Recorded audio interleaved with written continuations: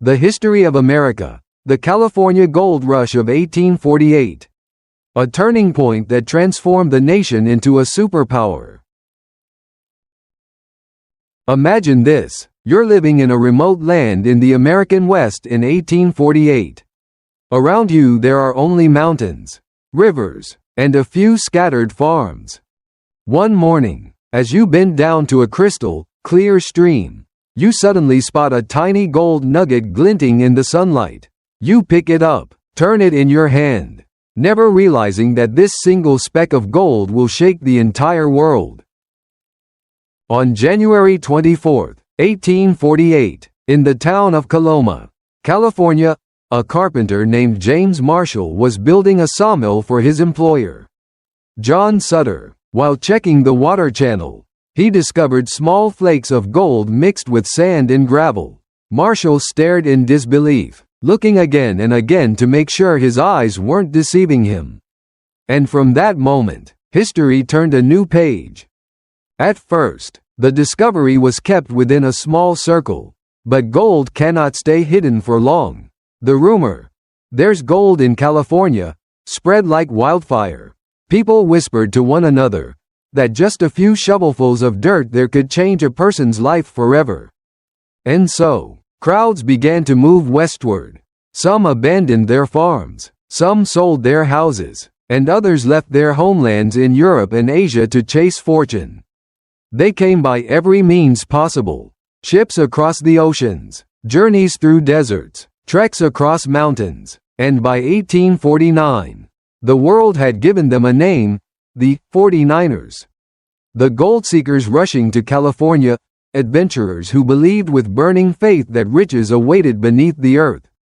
San Francisco, once a tiny fishing village, transformed into a crowded port.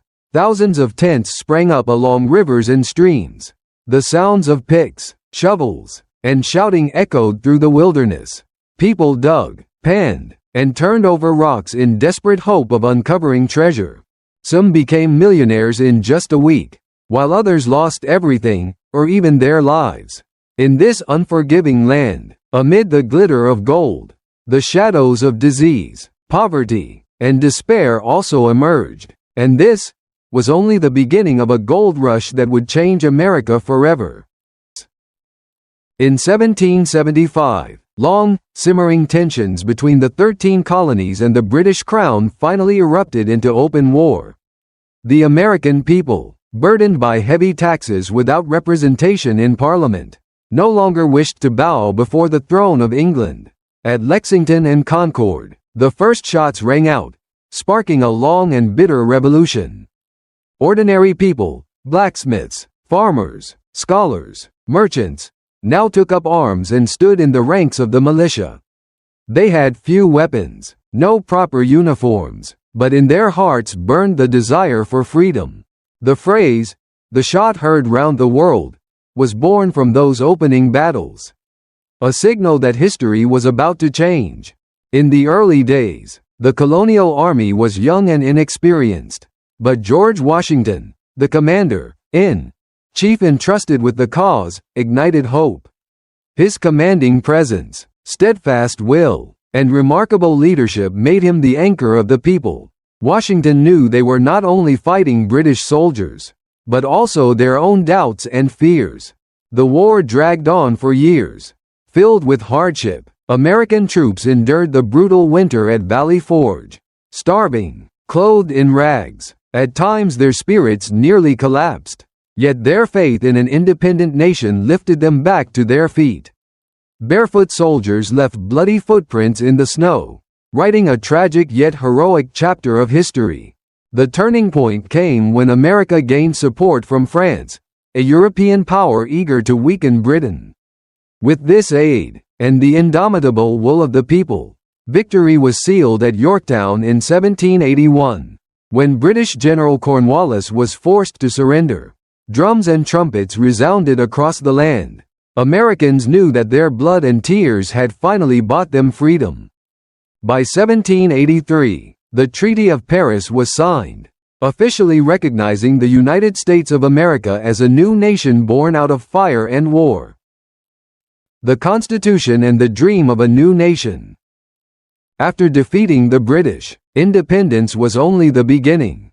A bigger question loomed: how could 13 separate states become one unified nation? At that time, each state was almost like its own country.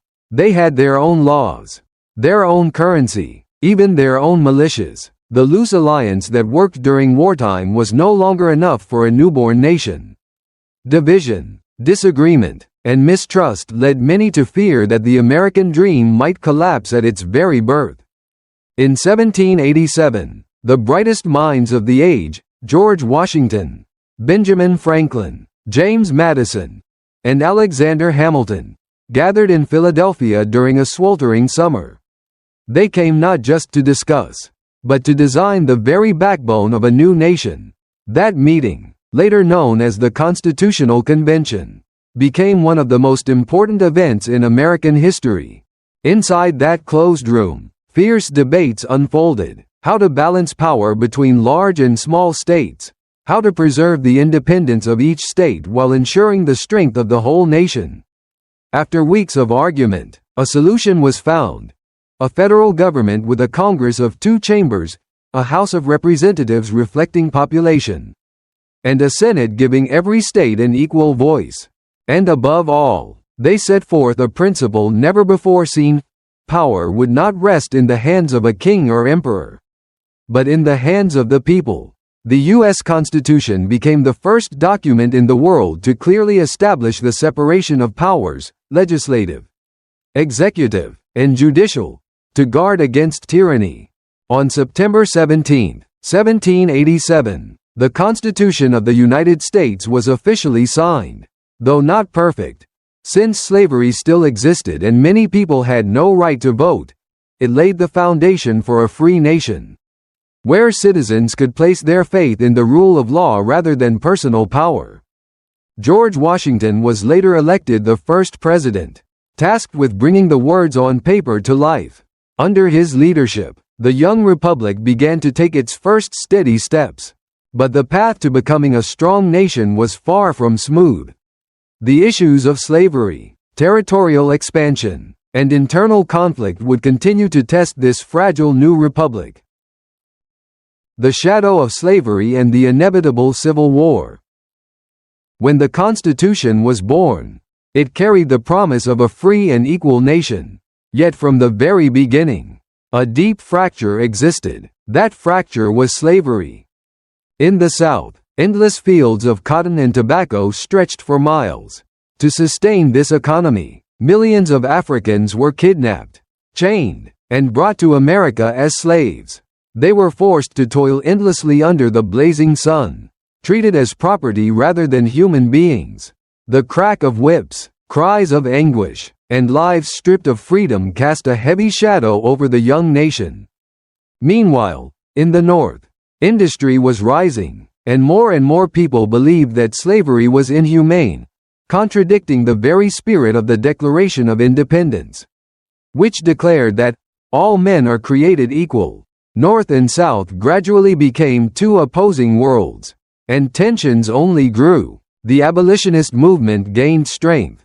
Figures like Frederick Douglass, a former slave who became a great orator, and Harriet Tubman, who guided hundreds to freedom through the Underground Railroad, fanned the flames of liberty in the hearts of millions. Their stories forced the nation to confront a burning question: could a country truly call itself free while millions remained in chains? The breaking point came when Abraham Lincoln was elected president in 1860. He opposed the expansion of slavery into new territories. This alarmed the South, which feared its interests were under threat. Soon after, 11 Southern states declared secession, forming the Confederacy. In April 1861, the first shots were fired at Fort Sumter. The American Civil War had begun.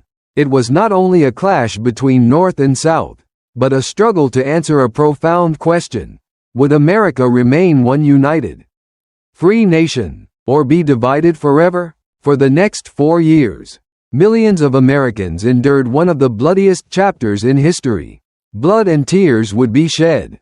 to decide the future of an entire people. The American Civil War, the battle for the nation's soul. On April 12, 1861, cannon fire thundered over Fort Sumter. Those shots ripped through the American sky, marking the beginning of the bloodiest war in U.S. history. North and South now stood face to face, the Confederacy, built on agriculture and slavery, against the Union, built on industry, freedom, and the dream of one united nation. For 4 years, from green fields to smoke-filled streets, from rivers running red with blood to shattered homes, America became one vast battlefield. Great battles raged without pause. At Antietam, more than 20,000 men fell in a single day. At Gettysburg, gunfire and smoke covered 3 endless days and nights, leaving 50,000 soldiers behind. Every victory and every defeat was bought with the blood of thousands, most of them young men who had never before left their hometowns. Amid this sea of blood, one figure rose as a symbol: President Abraham Lincoln. He understood this was not just a war for territory, but a struggle to decide the very nature of America. In the Emancipation Proclamation of 1863, Lincoln solemnly declared, "All slaves in the rebellious states shall be free." That proclamation rang like a bell, transforming the conflict from a war of union into a war for liberty and human dignity. Yet the path to victory was anything but easy. Hundreds of thousands of families lost sons, wives lost husbands, children lost fathers. Scenes of mourning stretched across the nation. But through the North's iron resolve, the leadership of generals like Ulysses S. Grant, and the strength of its industry, the tide gradually turned. In the spring of 1865, at Appomattox, General Robert E. Lee, commander of the Confederate Army, was forced to surrender. The final guns fell silent. After 4 years of slaughter, America remained one nation, but the cost was staggering. Over 600,000 lives lost. More than the number of Americans killed in both World War I and World War II combined. In cemeteries draped with flags, thousands of white headstones stand as a reminder that freedom never comes easily. Lincoln, in his Gettysburg Address, declared, "Government of the people, by the people, for the people, shall not perish from the earth." Those words became a blood oath, etched into the soul of every American. The Civil War ended. Slavery was abolished, yet the scars of division between North and South remained unhealed. A new era, filled with trials and contradictions, was about to begin. Reconstruction, a nation healing or still divided? In 1865, as the final gunfire of the Civil War faded, the United States was swept up in the joy of victory. Yet that joy would not last long. Only days after triumph, tragedy shook the nation. President Abraham Lincoln was assassinated at Ford's Theater in Washington. His death stunned millions of Americans, plunging the country into uncertainty about its future. The war was over, but the greatest question remained: how could a nation torn apart by blood and hatred ever be healed? The South lay in ruins, blackened fields, shattered homes, and an economy built on slavery now collapsed. Millions of newly freed men and women were legally free, yet they had no land, no jobs, and nowhere to turn. Freedom was theirs in name, but life ahead was filled with hardship. The federal government launched the Reconstruction era. Its goals: bring the South back into the Union, rebuild its economy, and secure rights for freed Black Americans. The Constitution was amended with historic changes. The 13th Amendment abolished slavery. The 14th granted citizenship to everyone born on American soil. And the 15th guaranteed Black men the right to vote. For a brief moment, something unprecedented happened. Black Americans, once considered property, now sat in Congress, served in government, and even held seats in the U.S. Senate. Hope for a more just America flickered. But the darkness was not so easily dispelled. Many in the South clung to bitterness.